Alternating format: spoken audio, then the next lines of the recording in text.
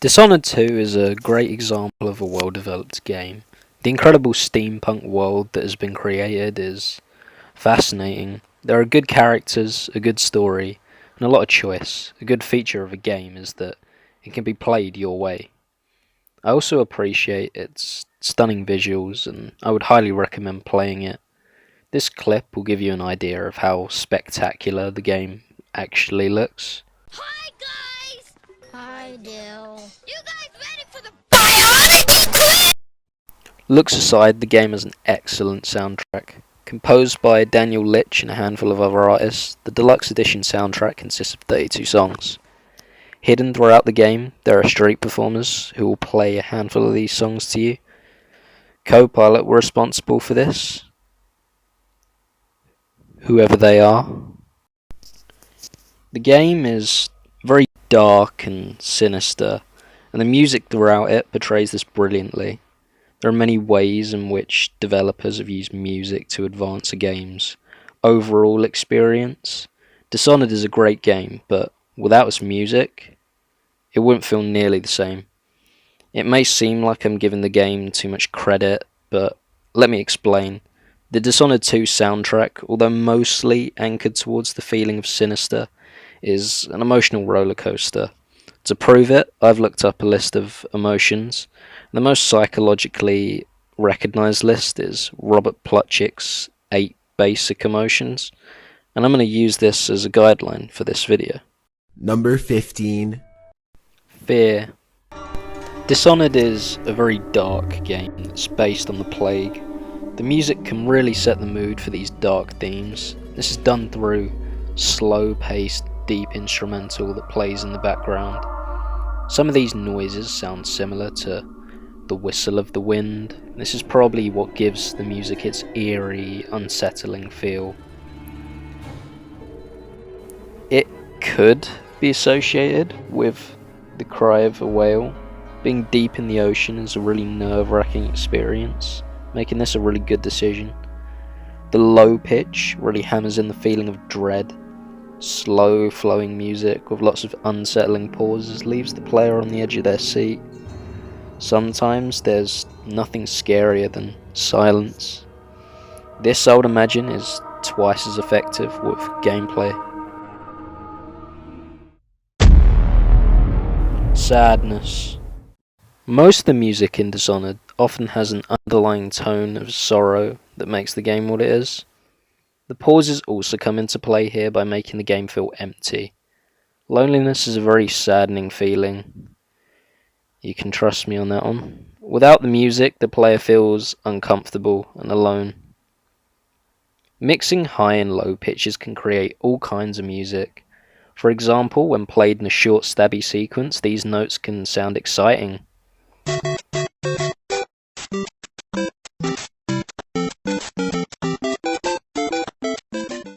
But when the transition from note to note is gradual, the music can be filled with sorrow.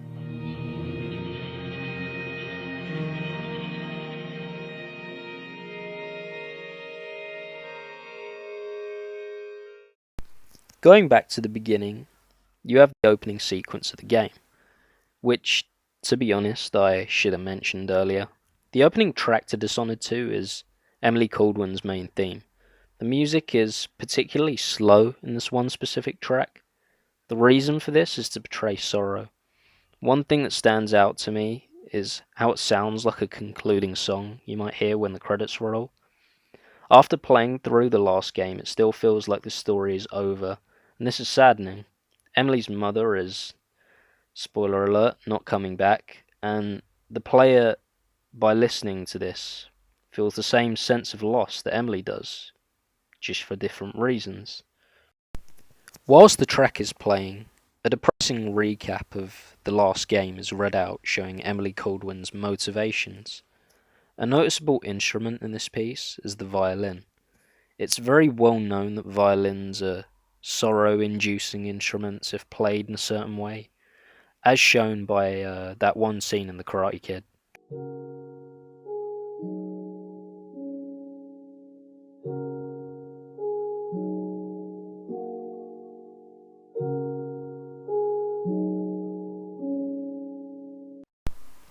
anger slash disgust slash I rang the boss baby. Want to join my free gift card giveaway? Subscribe to my channel, like the video, and turn notifications on. And finally, tell me in the comment section below that you should.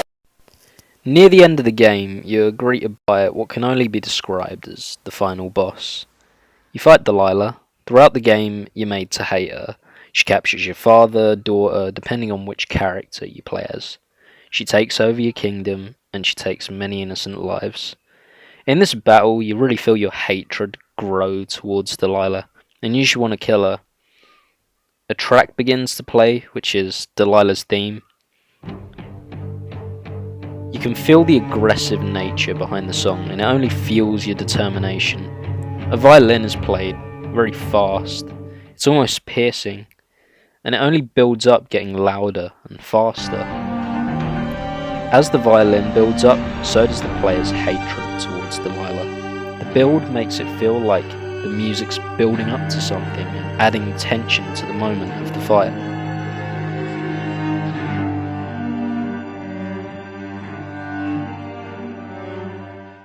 As the player lands the first blow on Delilah, she immediately vanishes, and the player has no clue where she is, but they're delighted to finally be killing her. All of a sudden, a track begins to play. This is one of very few tracks in the game to have heavy, noticeable percussion.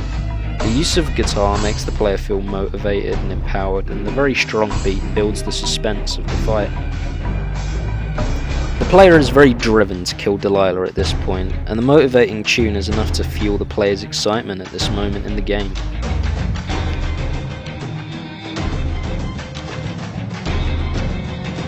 Without this specific track, this entire fight scene would be ridiculous.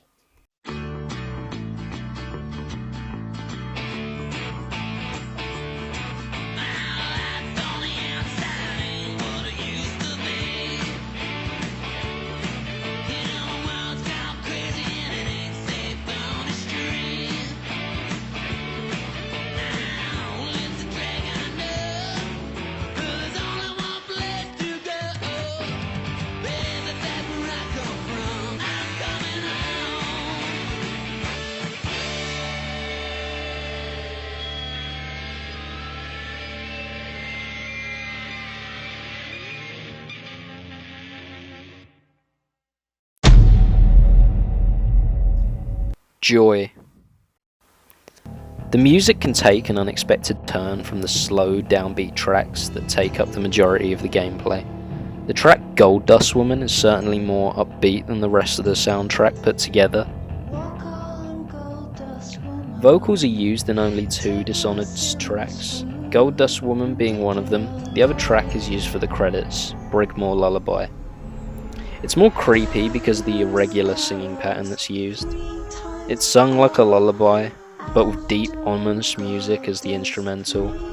I don't think I need to explain how children's music can be manipulated into becoming the stuff of nightmares. It's raining, it's pouring, the old man is snoring. The guitar feels upbeat and comforting. The song is a shining light in a sea of dark songwriting, and that brings the player a lot of joy.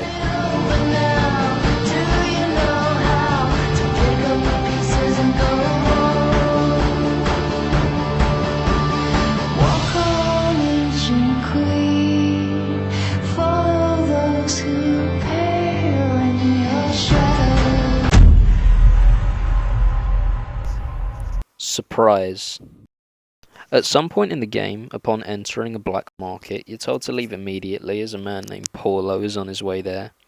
Many players wouldn't take this warning seriously, as it's most likely dialogue to fill the game, but to the player's horror and surprise, the man himself comes strolling in through the entrance without giving the player a chance to leave. As he interrogates the player, a fast-paced violin begins to play. The high-pitched cry of the violin is one of terror to send shivers down one's spine. The fast strikes of the violin give a sense of urgency, making it clear that they must escape, but they're frozen still for the duration of this cutscene.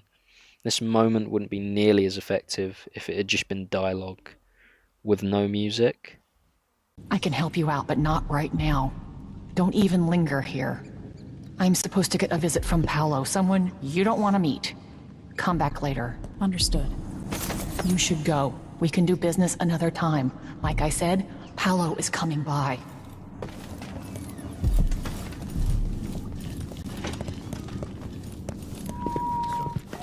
Guess who it is?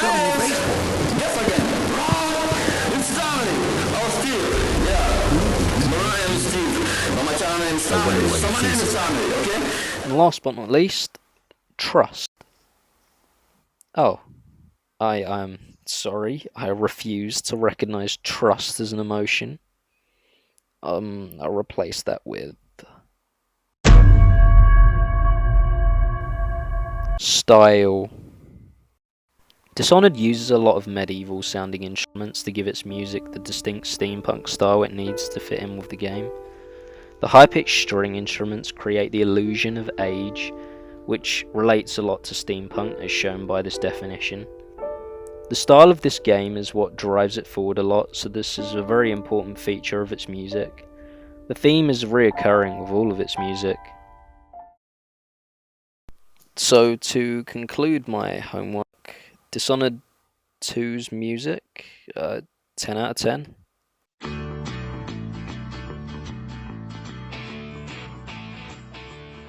I really like Dishonored 2. Okay. Dishonored as a game will be remembered for quite a long time, much like Garfield Kart. I apologise you had to listen to this.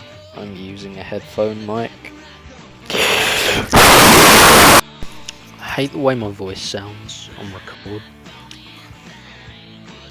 I'm just sitting in my room, talking to myself, eating some rip-off milk lolly. Dishonored 2 is a great soundtrack, entirely composed by Danny DeVito.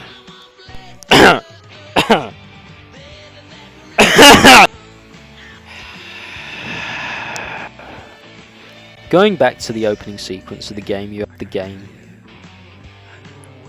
You feel like you just want to kill her. Okay. My Skype has opened. It's covering my script. Suspense.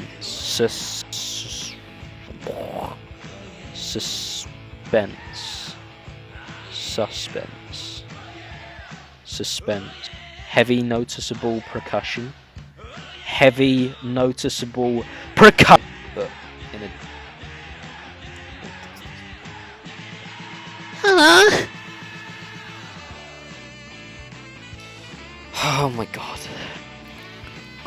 I'm done, and I just realised I have 53 recordings to download, and I deleted like 200 of them, so I guess I dodged the bullet there.